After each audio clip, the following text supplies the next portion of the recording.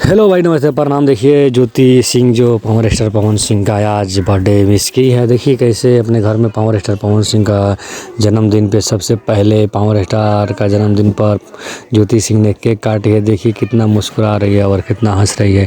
आप लोग भी ये वीडियो को बहुत शेयर कीजिए, पावर स्टार पवन सिंह तक वीडियो को पहुँचाने का आप लोग कोशिश करें। देखिए ज्योति सिंह बहुत दिल से और तन मन से पावर स्टार पवन सिंह को मानती है, पर पावर स्टार पवन सिंह को क्या लग रहा है, क्या नहीं लगता है यार, हमको समझ नहीं आ रहा है कि क्यों नहीं बुला रहे हैं।